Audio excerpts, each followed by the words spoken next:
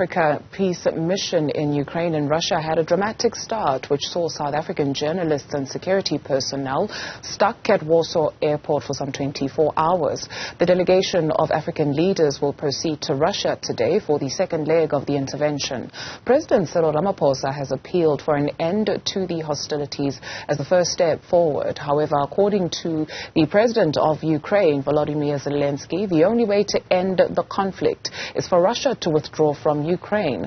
We get the perspective of Professor Everisto Benyera, who is with the Department of African Politics at the University of South Africa, on the optics of it all, among other issues. Thank you very much, Prof, for your time this morning. Let's start with an overall interpretation of events as they unfolded in the past couple of days and what you read into them. Thank you very much, Dudu, and good morning to the listeners and to the viewers. When I heard about the developments, the first thing that came to my mind was, now we are talking about African solutions for global problems. At least here are African leaders stepping up and going to the war zone and speaking to the two leaders. And again, Dudu, the overarching background here is that this war is globally hurting. It is not only hurting Russians and Ukrainians. Europeans are suffering, Americans are suffering, and us here in Africa are suffering. So all of us have in a way become victims of this war. Russia is not winning. Western sanctions on Russia are not that effective. And the war has stopped being a war for the defense of Russia and slowly mutated into a war for the defeat of Russia.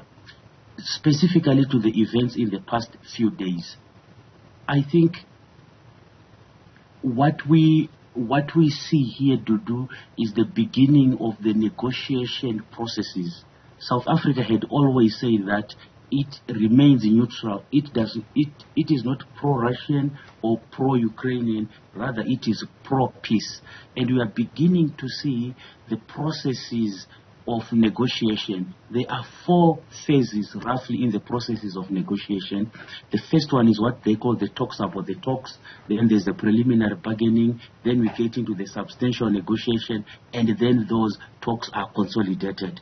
But right now, Dudu, what is worrying is that the two belligerents are very far apart. What Russia wants and what Ukraine wants seem to be irreconcilable at this moment. And then we take a look at the fact that the president of South Africa's protection services, as well as a media contingency, were stuck on a plane and essentially could not cover events in Kiev. And so what did you read into that? There are two ghosts that I want to talk about. The first ghost is that of Janusz Waluś, and the second ghost is that of the Lady S. The relationship between Pretoria and Warsaw is not independent of a character called Janusz Waluś.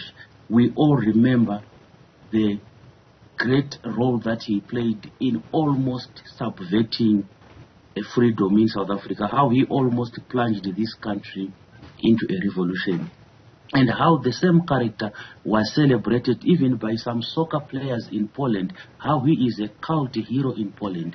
Then you fast forward to November, December last year with the docking of Lady S and the allegations that South Africa is supplying Russia with weapons. This is the background within which the relationship between Pretoria and Warsaw plays out. In my view, the major victims here were not the security details of the president, but it was rather the journalists and their craft. The moment that a war starts, before even the first bullet is fired, the casualty that dies first is the truth. Thereon, we begin to have perspectives. So with South African journalists not able to go into Ukraine to present their own version of events, what we then get are I would say allegations or a perspective that there were bombs that the African delegation had to run into bunkers. Then you have the presidential spokesperson, Mr. Vincent Mangwenya, saying, no, we did not hear the sirens, we did not hear the bombs. This is not the truth. Then that tells you that the whole enactment was in order to stop the journalists from accessing. We just hope that the Russian Federation will allow this contingent of South African journalists to get into Russia, so that at least we get the perspective from South African journalists. You will remember that we do not have Sputnik, the Russian radio channel. We are also disconnected from RT, the Russian broadcaster. So we are relying on these journalists that are there to give us at least what they are saying, so that we can judge for ourselves as South Africans do. And then we take a look at the composition of that African peace mission. You've got 4 heads of state that have headed out, and 3 other heads of state, Uganda, Egypt and the Democratic Republic of Congo, if I'm not mistaken, that were meant to go and decided otherwise and sent a different representative. What does that speak to? I think for the countries that were not able to send their heads of states, especially for Egypt and the Democratic Republic of Congo, I think they were looking more at their national interests. We all are aware of the close relationship between the United States and Egypt. And Egypt, in a way, its foreign policy, it's more geared towards what happens in the Middle East as opposed to what happens in Africa. That is understandable because of the geopolitics of the place where Egypt finds itself. There are more political developments in the Middle East that affect Egypt than in Africa.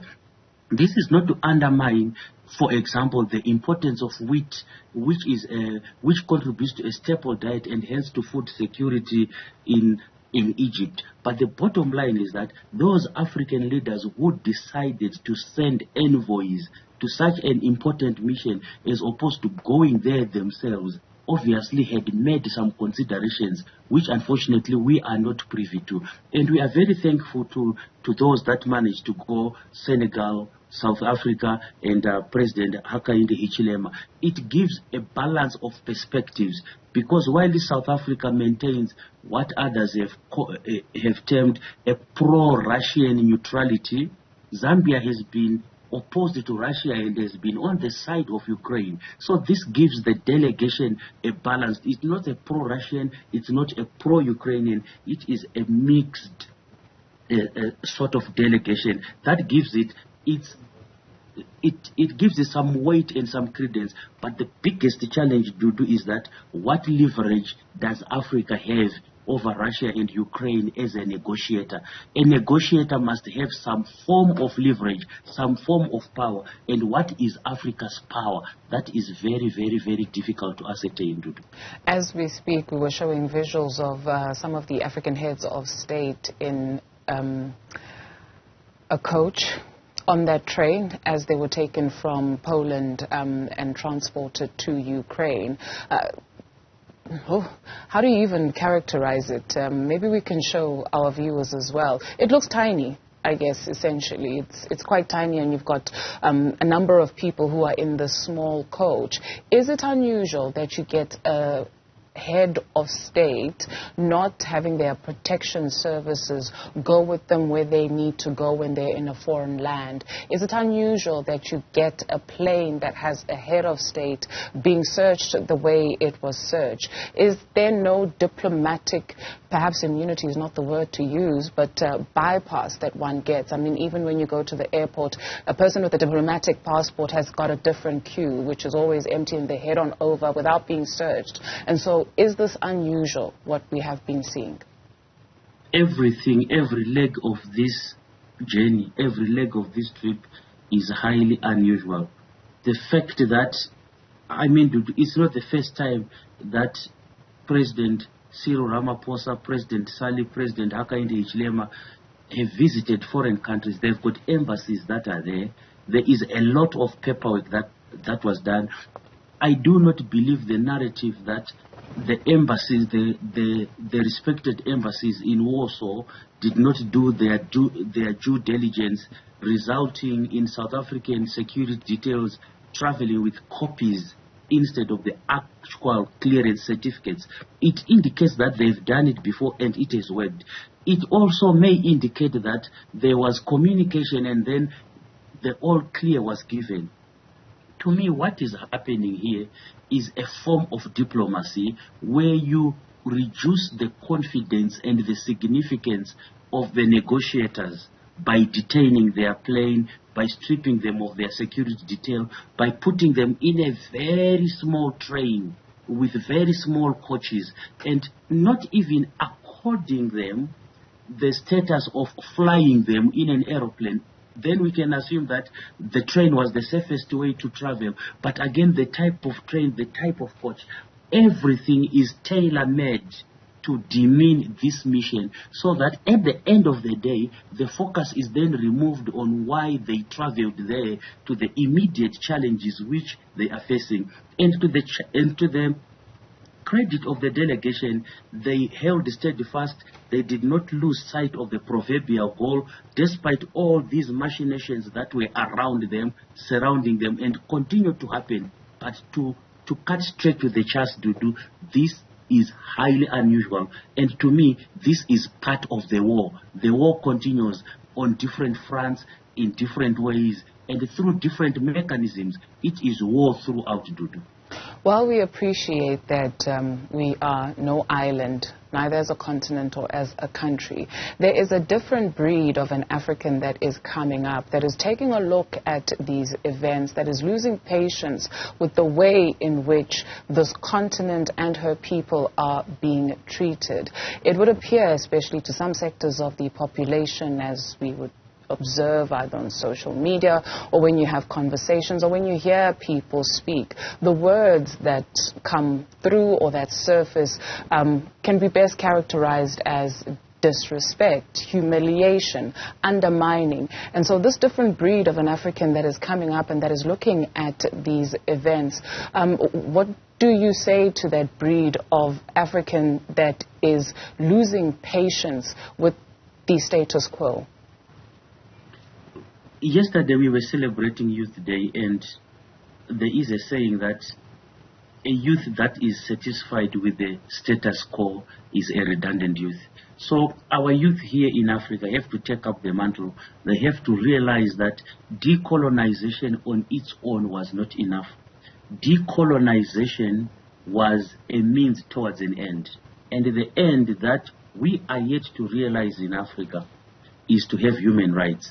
Human rights being the right to be born, to live, and to die a life without humiliation. There are those that argue that the continued asymmetrical power relationships between the former colonizers and the former colonized constitute a term that is called coloniality. Our youth must invest themselves in establishing networks of decoloniality across these artificial boundaries, connecting with those in the diaspora, so that we realize the fact that the black body must be free wherever that black body is located. So, Dudu, we are now handing over the baton to the youth of Africa to say, you have got globalization, which has brought a lot of developments, such as the social media. Instead of sending a telegram or using a party line telephone to phone or to write a letter that would arrive in 2 weeks, now you can connect instantly with all the youth across the world. It is now easy for them to share information, to gather information, to make sense of information and say, hang on, how African leaders are being treated in Kyiv, in Poland, is completely different to how Joe Biden is being treated in the same geography. What is the difference between Cyril Ramaphosa and Joe Biden? That is the awakening that we need in Africa, so that we stop blaming ourselves, we stop victimizing ourselves, and we galvanize and say, how do we express our collective so that indeed our human rights can also begin to be respected globally. I remember the words of the late Saddam Hussein. He said, all we want is the right to rights. That is all we want, the right to rights. That again is the cry for Africa. And the way that our leaders were treated, it begs the question, then how will they treat Dudu if she goes there as a migrant worker? How will they treat Dudu if she goes there to resettle as an economic refugee? And I think the truth came out when black students were fleeing Ukraine, trying to enter Poland, and how they were closed out. So racism remains the elephant in the room, Dudu. Professor Everisto Benyera is with the Department of African Politics at the University of South Africa. Thank you very much.